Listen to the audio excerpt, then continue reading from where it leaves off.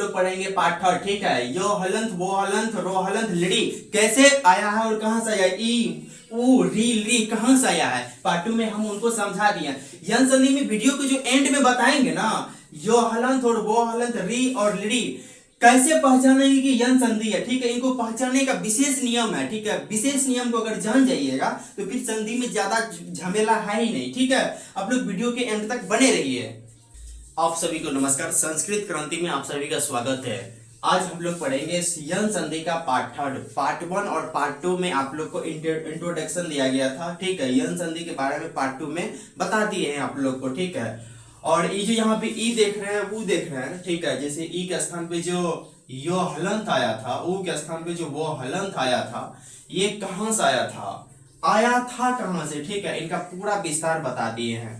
वो हलंत कहां से आया है, फिर याद करना नहीं है। अगर आप याद कर रहे हैं तो सीधा समझिए क्या अच्छा तरीका से नहीं पढ़ रहे, इनको याद ही नहीं करना है। ये सब चीज याद करने की नहीं, आया है कौन सी इनको सीधा समझ लेना है। ठीक है, ये सब पूरा सूत्र से आप लोग को पार्ट टू में समझा दिए हैं। आशा कर दूं कि आप लोग पार्ट टू को देख लिए होंगे। जब तक पार्ट टू और पार्ट वन और पार्ट टू को नहीं देखे हैं तब तक पार्ट थर्ड को नहीं देखिए। जब भी क्लास को देखिए तो शुरू से देखिए। ठीक है, जैसे पार्ट वन पढ़ा है पार्ट टू देखिए, फिर पार्ट टू देखिए, फिर पार्ट थर्ड देखिए। इस तरीके से आप लोग आइए समझाते हैं।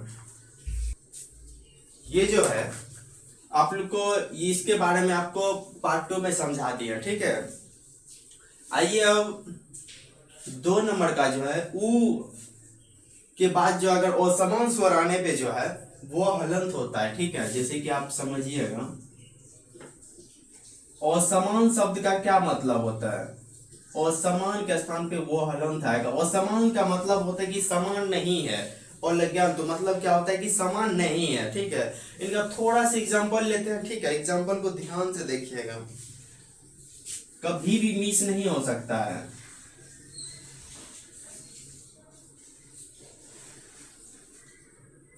अगर कोई भी वर्ण लेते हैं, ठीक है ध्यान रखिएगा, अगर हम संधि का कोई भी वर्ण लेते हैं शब्द का, ठीक है, तो उसको जिस हिसाब से हम जोड़ते हैं, फिर जोड़ के जो आंसर आता है उसको फिर तोड़ने का प्रयास करेंगे।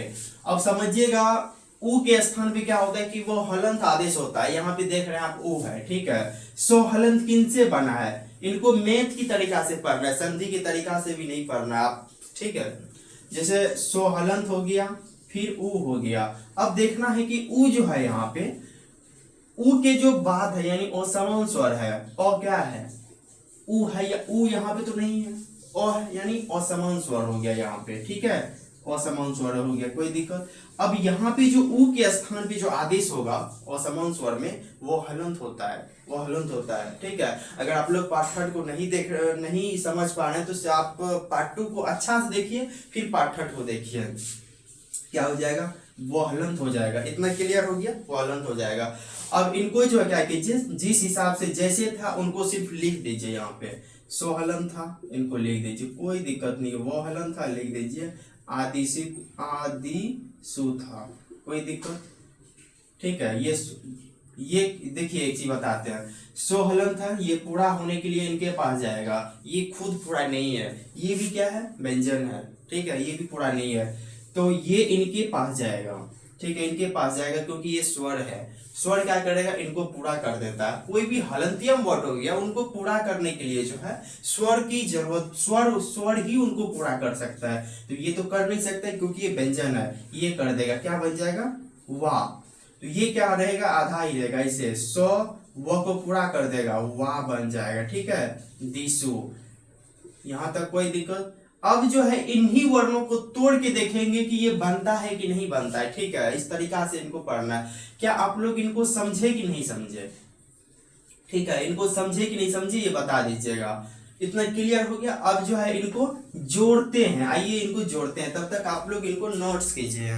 आइए अब उन्हीं वर्णों को तोड़ते हैं। ठीक है, यहाँ पे देखिएगा वो है, वो के बाद हो गया। ठीक है, इसके बाद फिर ई के बाद जो है यानी वो के बाद जो है आधा वर्ण को देखना है। स्व क्या है, आधा वर्ण है यानी व्यंजन है, कोई दिक्कत। वो इसमें से निकालिएगा तो शेष इधर क्या बचेगा। अब देखिएगा वाह जो बना है किन शब्दों से बना है, वाह एक चीज देखिएगा यहाँ पे, वाह शब्द किन से बना है, तो वो हलंत प्लस आ से मिलके बना है ना, वो हलंत प्लस आ से। तो यहाँ पे जो वो हलंत को हम निकाले हैं, तो यहाँ शेष क्या बच जाएगा, आदिशु बच जाएगा, आदिशु बच जाएगा। यहाँ तक तो कोई दिक्कत, ठीक है। सोहलंत है, आप सोहलंत को लिख दीजिए, कोई बात नहीं है, लिख दीजिए। सोहलंत था, सो आधा था, उनको लिख दिए। अब वो को क्या आदेश होता है, देखना, वो को क्या आदेश होता है, ठीक है, उ आदेश होता है, कोई दिक्कत। तो अब इनको जैसे था उनको लिखते चलिए। सोहलंत हो गया, फिर उ हो गया, प्लस आदिशु हो गया, ठीक है, हो गया। अब इनको मिलाइए, सु हो गया, ठीक है, और इनको एक बार मिलाइए, तो इनका जो बन जाएगा, ठीक है, सु प्लस आदिशु, कोई दिक्कत है यहाँ तक? जिस हिसाब से इनको तोड़े तो उस हिसाब से इनको जोड़ भी दिए, ठीक है, बहुत इजी है। सो हलंत को उ से मिलाइएगा, सु बन जाएगा, प्लस आदिशु था, ठीक है, आदिशु हो जाएगा। क्लियर हो गया। अब आइए इनका दूसरा एग्जांपल को समझते हैं। इसका जो दूसरा एग्जांपल है, ठीक है, फिर देखना यहाँ पे वो के आपको पूछेगा ये कौन सा संधि है, पूछेगा कौन सा संधि है, तो यन संधि है। कैसे है यन संधि, आइए इनको समझते हैं। यहाँ पे जो वो है ना, वो को आप लोग निकाल लीजिए बाहर, तो वो हलंत को बाहर निकालिएगा, इधर क्या बच जाएगा, अस्थि बच जाएगा, अस्थि बच जाएगा। यहाँ तक कोई दिक्कत? देखिए यहाँ पे सोहलंत निकल गया ना, तो ठीक है, सोहलंत वो का स्थान पे वो को निकाल लिए, सोहलंत को, ठीक है, लिख दिए। अब वो को जो क्या आदेश होता था, वो को क्या होता था, उ आदेश होता है, क्या होता है, उ आदेश होता है। अब इनको जैसे था वैसे लिख दीजिए, ठीक है, सोहलंत प्लस उ धन अस्थि, ठीक है, धन भी कहते हैं, कोई दिक्कत नहीं है, सो चल जाएगा तो पूरा हो जाएगा, ठीक है, सो पूरा होगा, उ से तो क्या बन जाएगा, सु धन अस्थि। यहाँ तक कोई दिक्कत? हमको लगता है कि आप लोग अगर इस तरीका से अगर पढ़िएगा तो कहीं संधि में भी दिक्कत नहीं होगा, नहीं पढ़ते कोई भी टॉपिक हो गया, इस तरीका से अगर पढ़िएगा तो दिक्कत नहीं होगा, ठीक है। अब जैसे इनको देखिएगा जोड़े हैं, तो अब इनको आइए तोड़ भी देते हैं, ठीक है, इनको जोड़ देते हैं, ठीक है। इनको कैसे जोड़ेंगे, तो सु प्लस अस्थि है, आइए इनको जोड़ते हैं। उ है, ई किन से बना है, सो हलंत प्लस उ से बना है, यहाँ तक कोई दिक्कत, ठीक है। उ को क्या आदेश होगा, उ को वो हलंत आदेश होगा, यहाँ तक कोई दिक्कत। पीछे अस्थि था, आप सीधा अस्थि लिख दीजिए, ठीक है, लाइन लिख दीजिए, सो हलंत लिखे, वो हलंत लिखे, प्लस अस्थि लिख दीजिए, यहाँ तक कोई दिक्कत। स्व पूरा होने के लिए आगे वर्ण पे जाएगा, ठीक है, जो कि आगे वर्ण भी आधा है, पूरा नहीं कर पाएगा, ठीक है। फिर ये जाएगा इनके पास तो पूरा कर देगा, ये जो है आधा ही रह जाएगा, स्व आधा रह जाएगा, वह इनके पास क्या बन जाएगा, पूरा हो जाएगा, वो फिर लगा दीजिए स्वस्ति, यहाँ तक कोई दिक्कत। आइए अब जो है हम लोग तीसरा री वाला और समान स्वर को समझ लेते हैं, ठीक है, आप लोग इनको नोट्स कर लीजिए। आइए अब 3 नंबर में जो है यन संधि में री के जो स्थान पे रो हलंत होता है वो कैसे आदेश होता है, ठीक है, उन वर्णों को कैसे पकड़ेंगे, ठीक है। अब इनको जानने का प्रयास करते हैं। आप लोग को यन संधि हो गया, घून संधि हो गई, वृद्धि संधि हो गया, इनका प्रैक्टिस सेट भी करवाएंगे, ठीक है, उसमें आप लोग भाग लीजिएगा। तो आइए इनका वर्णों को समझाते हैं। पहला मंत्री प्लस आज्ञा को, ठीक है, समझाते हैं।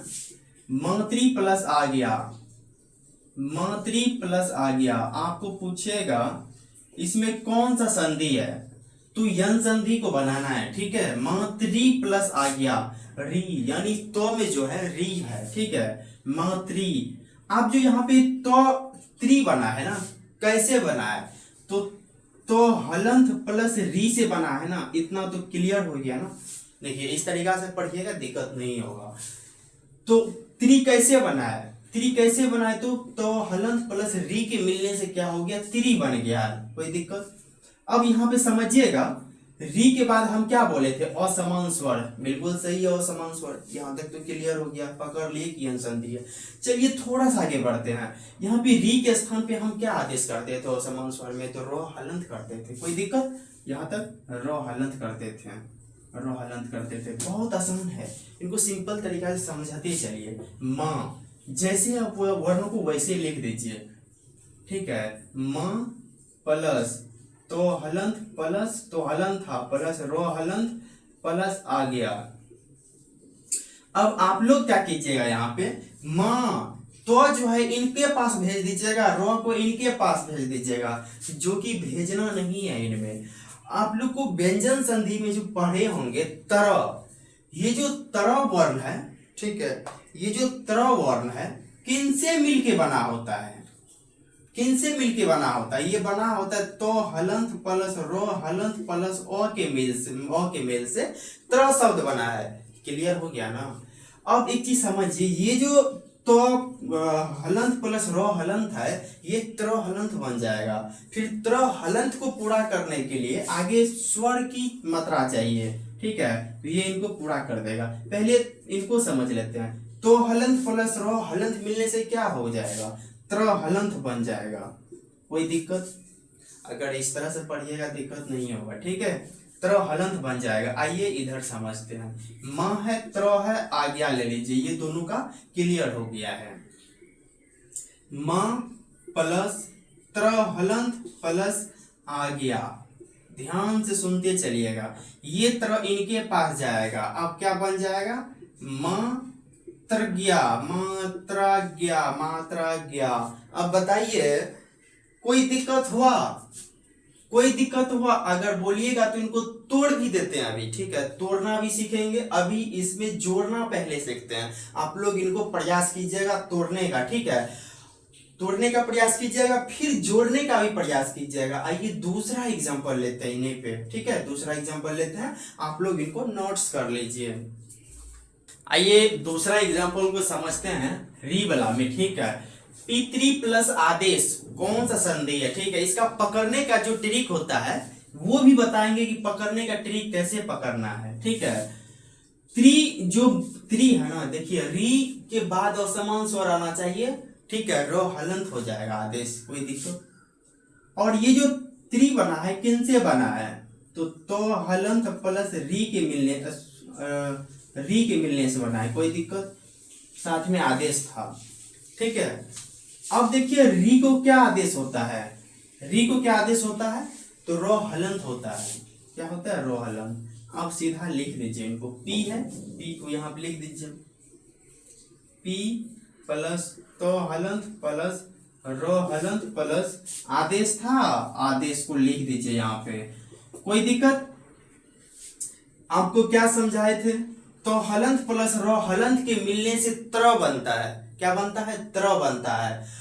और आपको एक विशेष नियम यन संधि में बताते हैं, कोई भी अगर बीच में त्र आ गया, समस्त पद में अगर त्र त्रा त्रि आ गया, ठीक है, आप यन संधि को ही मारिएगा, ठीक है, यन संधि को ही सही कीजिएगा। बीच में समस्त पद के बीच में या समस्त पद में त्र त्रा त्रि मिल जाएगा, ऐसे मिल जाएगा आपको, जैसे तरा हो गया, फिर त्रि हो गया, फिर तरा, कुछ भी हो गया, ठीक है, आप इस तरह से वर्ण आता है।